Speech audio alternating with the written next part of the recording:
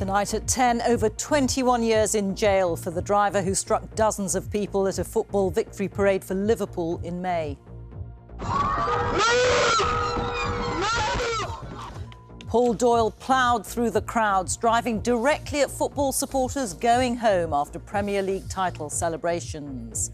Doyle's victims range from a baby to a woman in her late 70s. The judge sentencing him said he acted with inexplicable fury. To drive a vehicle into crowds of pedestrians with such persistence and disregard for human life defies ordinary understanding.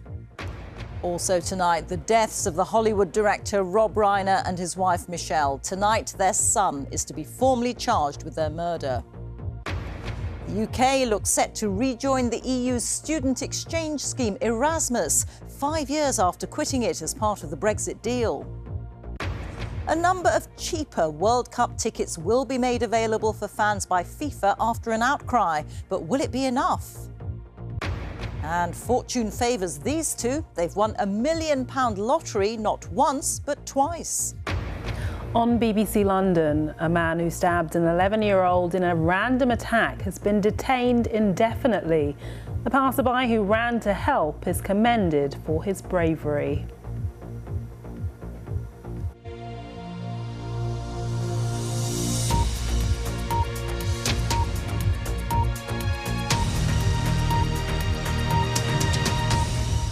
Good evening. Paul Doyle is tonight beginning a prison sentence of more than 21 years after he ploughed through large crowds at Liverpool Football Club's Premier League victory parade in May. He drove his Ford Galaxy directly into supporters. The attack lasted for several minutes and injured more than 100 people. The judge at Liverpool Crown Court said the 54-year-old former Royal Marine had acted with inexplicable and undiluted fury, using his vehicle as a weapon to deliberately accelerate into groups of fans. Fiona Trott was in court and a warning. Her report contains some distressing images from the start. A fit of rage. Paul Doyle shouting at people, at children he sees as obstacles, their hands banging on the car. It's because they had nowhere to escape. Going back and forth, his vehicle is being used as a weapon. He brought fear to the city that day. Today, he faced his punishment. To drive a vehicle into crowds of pedestrians with such persistence and disregard for human life defies ordinary understanding. Just innocent people, fans and families united.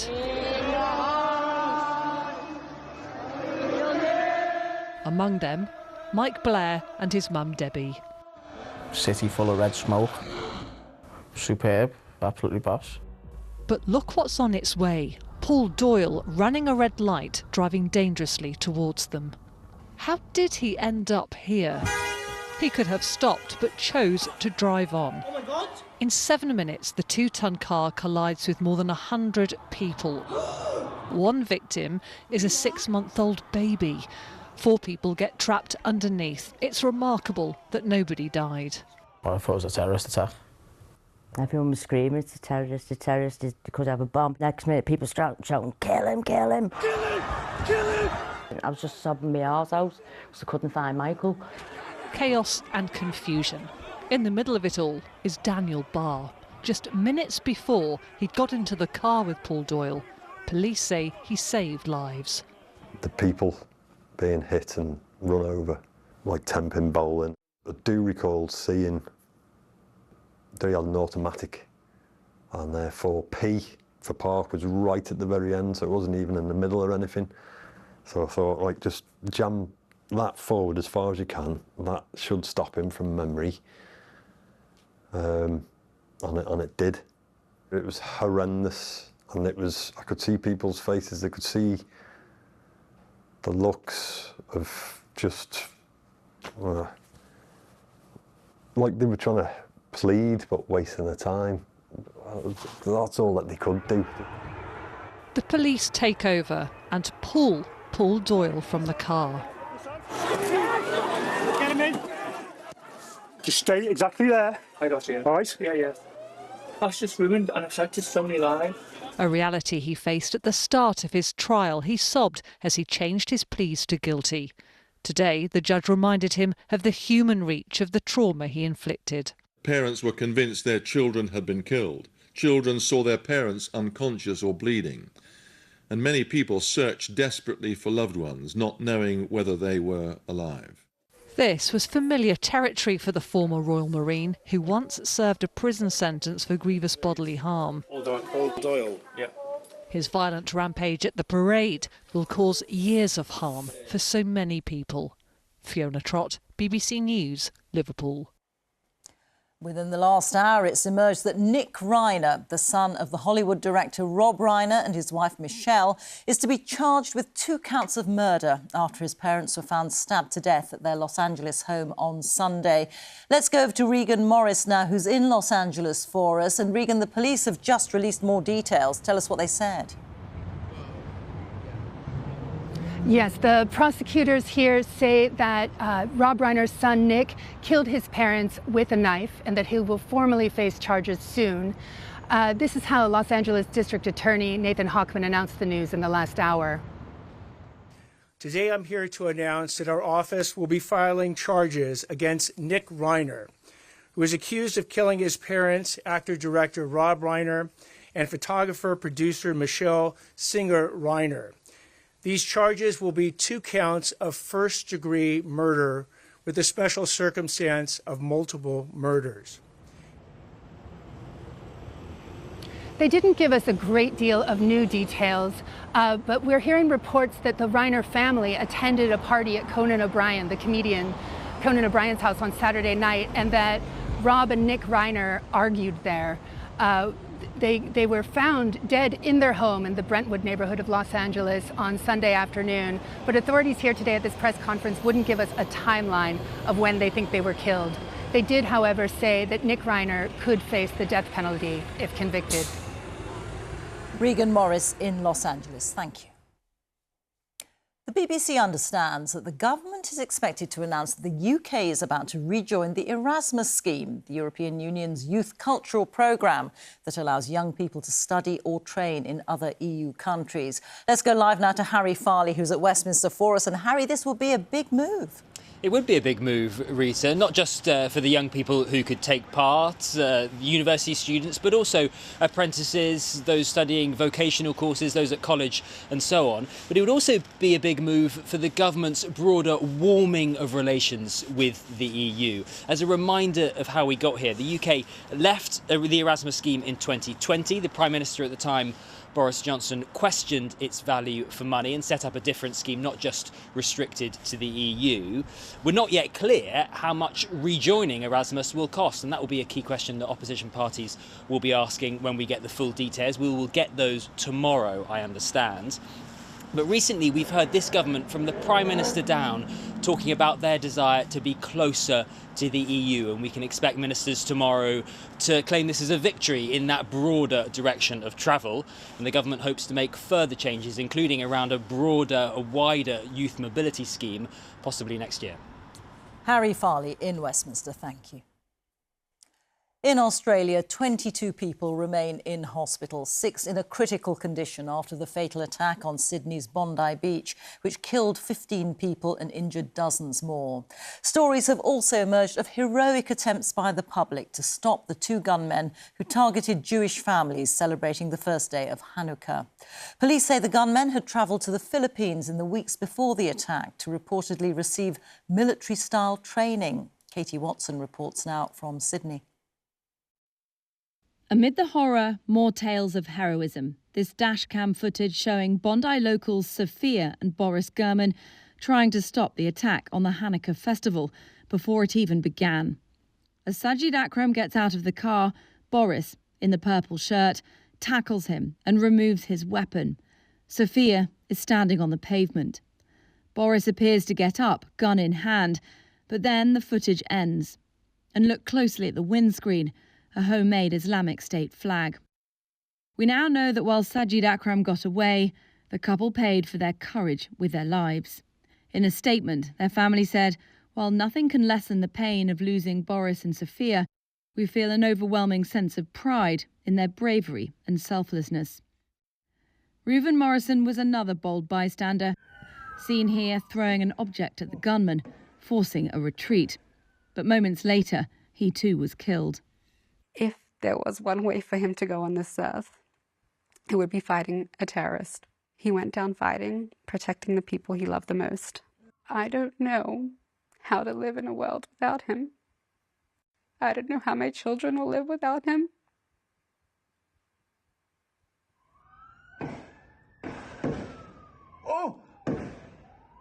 Ahmed Al-Ahmed, though, did survive. After this, pinning the gunman down and grabbing his weapon. The former policeman from Syria was shot in the arm and shoulder during the standoff. Now in hospital in good spirits, he thanked everyone for their support. There was bravery, and now there's shock. Mourners at Bondi today revealing yet more terrifying stories from Sunday. My daughter-in-law, who was ducking for cover behind a car with her toddler and her mother. There were two police next to her ducking for the same cover. Why weren't they taking action? At a police briefing, authorities were on the defensive over their response as the attack unfolded. Now, there are 2 officers in critical care in New South Wales hospitals at the moment. They weren't shot in the back as they were running away, they were shot in the front.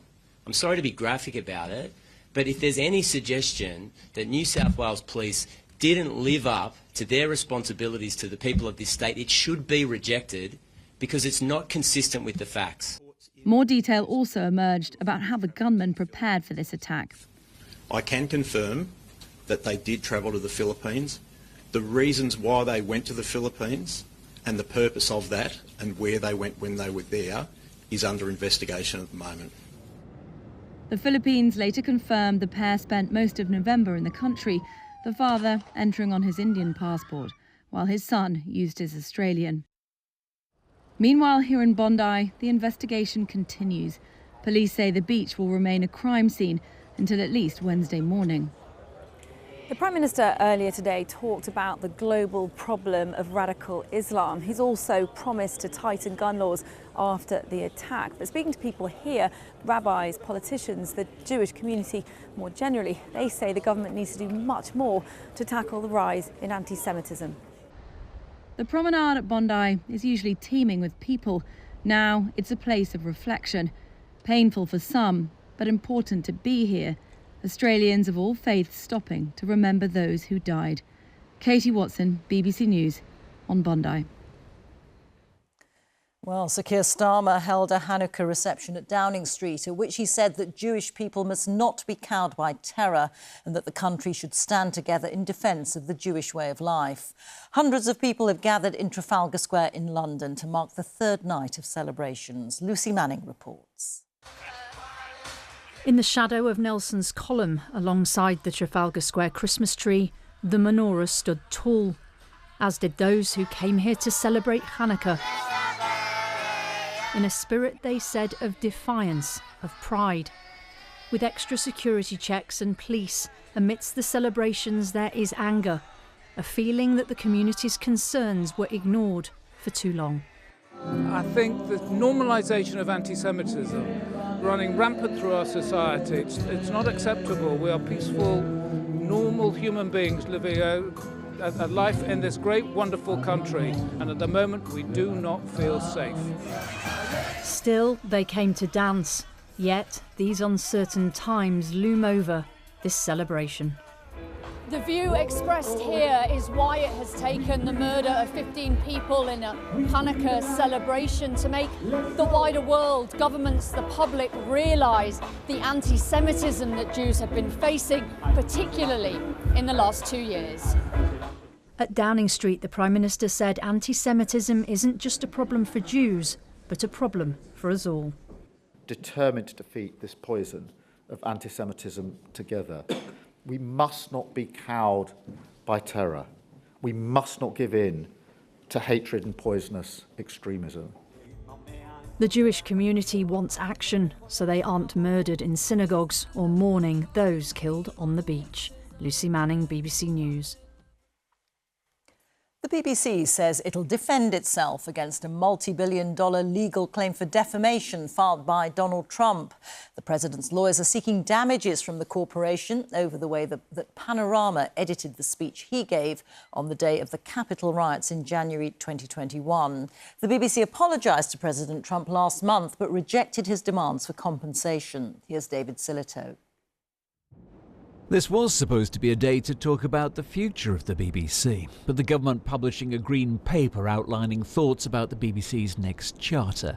However, that was before President Trump's latest legal move. The cause, a Panorama broadcast last year in which two separate sections of his speech from January the 6th, 2021 were edited together. The BBC now admits it was misleading and unintentionally gave the impression of a direct call to violent action. Legal papers have now been filed following this announcement from Donald Trump. They actually put terrible words in my mouth having to do with January 6th that I didn't say. And the beautiful words that I said, right? The beautiful words, talking about patriotism and all of the good things that I said, they didn't say that, but they put terrible words. They actually have me speaking with words that I never said. And the court papers go beyond the controversial edit. Donald Trump's lawyers say the BBC is biased against the president and say its efforts to falsely, maliciously and defamatorily portray President Trump as a violent insurrectionist continue into the present, thereby causing massive economic damage to his brand value. And the figure they've come up with for their claim of defamation? $5 billion. Of course, this is not the first media organisation Donald Trump's taken legal action against, and one American media executive has doubts about it actually going to court. It's hard to win a defamation suit. The bar is very high in the U.S., much higher than it is in Britain. However, if somebody succeeds in the case, they'll win a much more significant settlement than Britain. But I think the purpose here for the president is not to get $5 billion. It's to demonstrate a point and maybe to also get some money. However, taking on the legal and financial clout of Donald Trump in Donald Trump's home state of Florida before a judge who was himself appointed by Donald Trump, it's a challenging moment. The government says it's supportive of the BBC but feels this is a matter for the corporation. Some MPs, though, feel differently. I think the Prime Minister needs to get involved in this. You know, this is a situation the BBC should fight it robustly, I think, and the Prime Minister should be doing the same. And this legal and financial jeopardy comes at a crucial moment, with the government laying out the terms for the debate about the future of the BBC and the licence fee. Funding the BBC from taxation or a levy on streamers looks to be off the table, but other options will be considered. There are many issues to resolve beyond a $5 billion lawsuit. David Silito, BBC News. President Trump has imposed travel bans on several countries, expanding restrictions that he introduced in June. Under the new rules, citizens from Burkina Faso, Mali, Niger, South Sudan and Syria will be banned from visiting the US, as well as citizens from Laos and Sierra Leone, who previously faced a partial ban. People with Palestinian Authority-issued travel documents will also be unable to travel to the US. Here, a teenage boy has been arrested on suspicion of murdering a 9-year-old girl in Weston-super-Mare. Avon and Somerset police said officers were called to a property in the Meadvale area at 6:10 on Monday, but the girl was pronounced dead at the scene. The boy was arrested nearby shortly afterwards and is currently in police custody. Now, let's go to Victoria Derbyshire to tell us what's coming up on Newsnight on BBC Two shortly. Victoria. Hi there. Yes, the government announces a review into foreign interference in British politics. We'll ask just how widespread it could be. And with youth unemployment up, we've asked under-25s why they're struggling to get a foothold in Britain's workforce. That's Newsnight at 10:30, so in about 10 minutes on BBC News iPlayer and around the world on BBC News. See you soon. Victoria, thank you. Labour's flagship workers' rights bill has passed its last parliamentary hurdle and is set to become law before Christmas. Sir Keir Starmer said it marked a major victory for working people in every part of the country. It'll become law in England, Scotland and Wales. Our business editor Simon Jack joins me. So what difference will this make for employees, Simon? Well, for employees, hopefully there'll be more of them.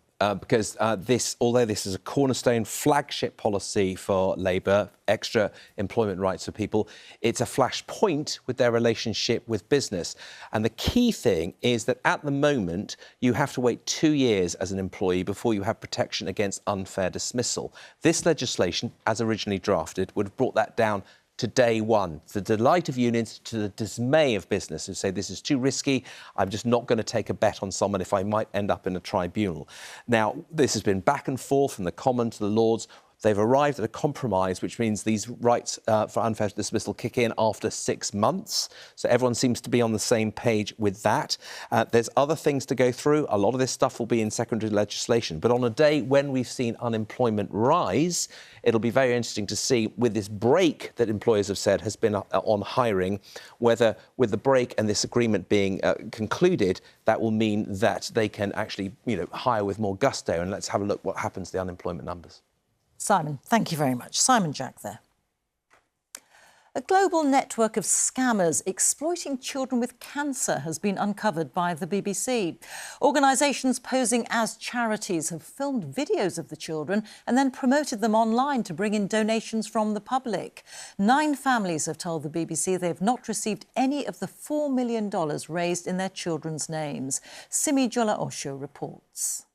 My name is Khalil. I am 7 years old and I have cancer. In 2022, 7-year-old Khalil from the Philippines was diagnosed with leukemia. His mother was desperate to raise money for his treatment. A huge amount of money was really needed for Khalil's medication because the hospital didn't have a stock of medicines.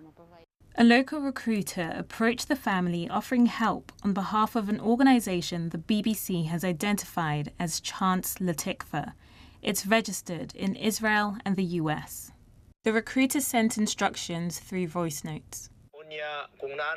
Next week, please be very available. If Khalil's hair grows back, you'll need to shave it again. Don't want to die. Khalil was made to practice a script that made him plead for his life. Please help me. Then they filmed a video for an online fundraising campaign, during which onions were used to make him cry.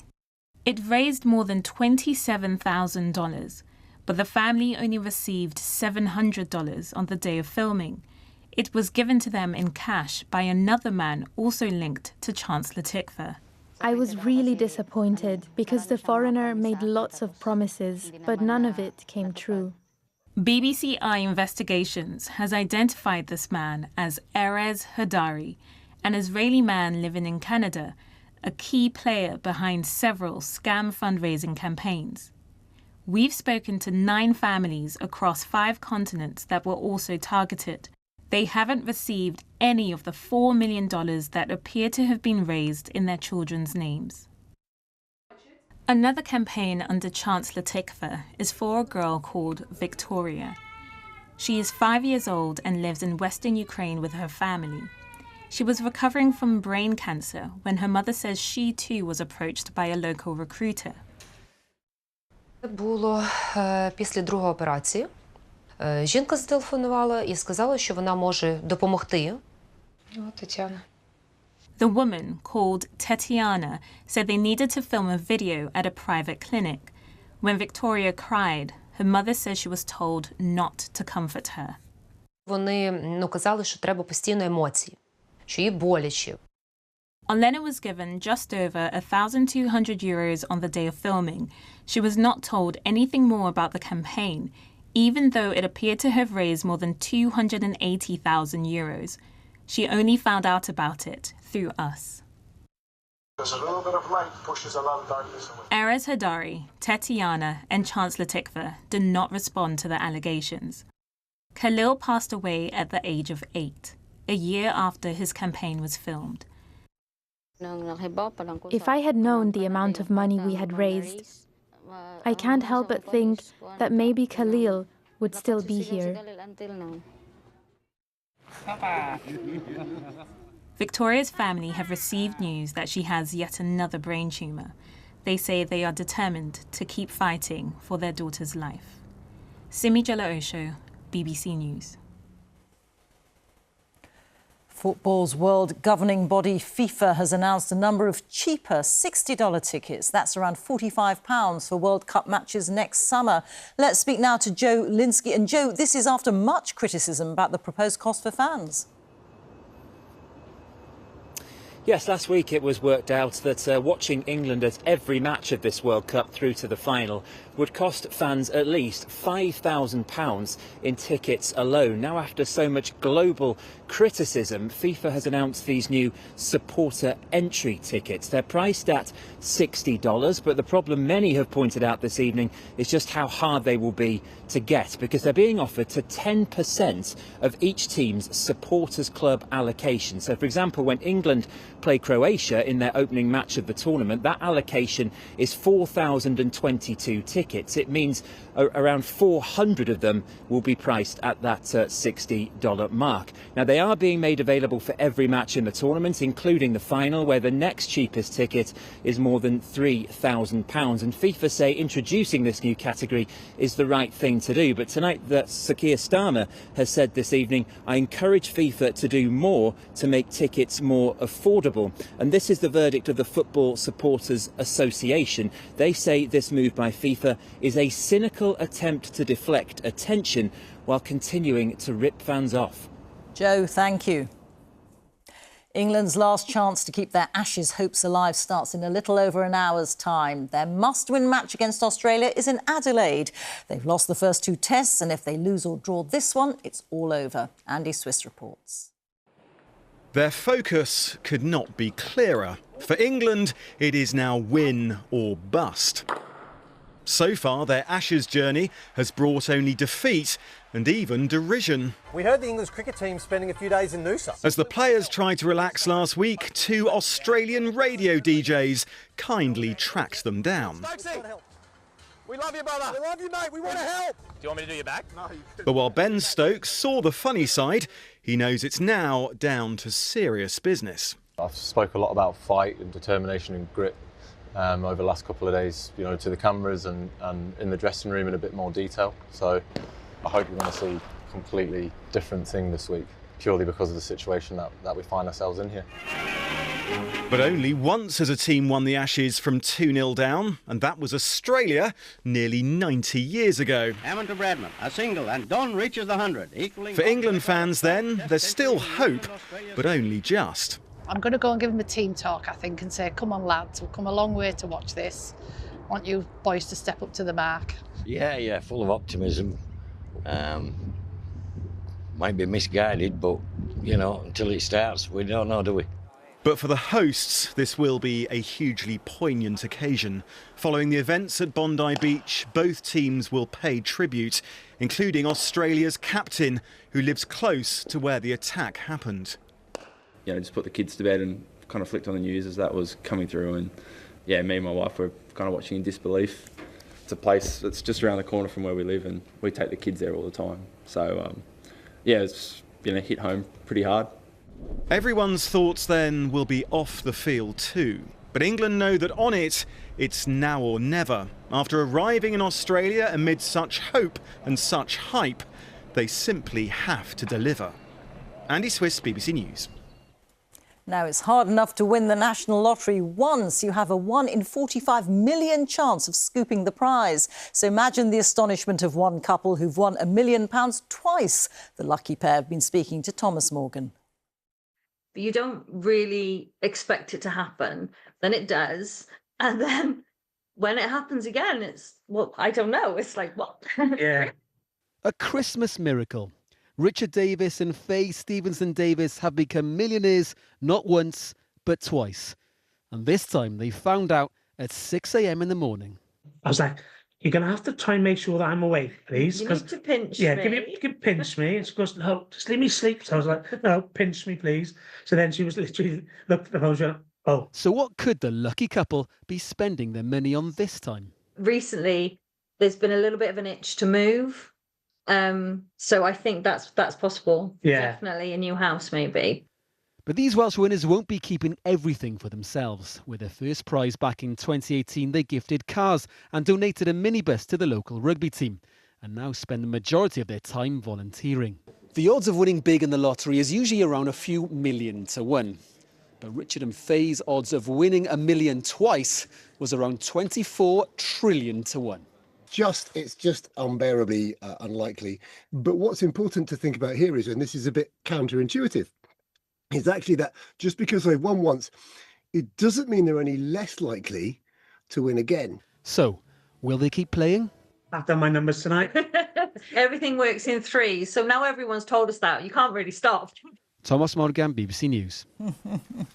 Time for the weather now with Darren. Hi there. Thanks very much, Rita. The weather is changing once again because we've got wet and windy weather coming in from the Atlantic later tonight and into tomorrow. It will lift the temperatures, mind you.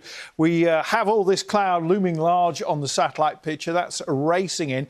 But ahead of it, we've got some clearer skies for a while. That follows a sunny day for many parts of the country and a beautiful sunset here in Stockport. But with those clearer skies and at the moment lighter winds, temperatures are falling away sharply. We're seeing some mist and fog forming as well. But then the rain and the wind comes into Northern Ireland, Western Scotland, and with the cloud across other western areas, lifting the temperatures later on in the night. But we still have a frost perhaps across the East Midlands, across East Anglia and the southeast of England. And this is where we're more likely to have the fog lingering into the rush hour tomorrow. It will gradually lift through the morning as the wind picks up. It's going to stay pretty cloudy. Elsewhere, as you can see, we've got some rain from time to time. The wind's really strengthening, particularly through the Irish Sea and into the northwest of Scotland, but it's a south or southwesterly wind, so that's giving the temperatures a boost once again, so 11, 12 degrees, but still a bit chilly for a while across some eastern parts of England. We will get wetter weather here actually during the evening. That weather front takes most of the rain away, but we've got more of it coming in from the south. And very quickly, actually, we're going to find it turning wet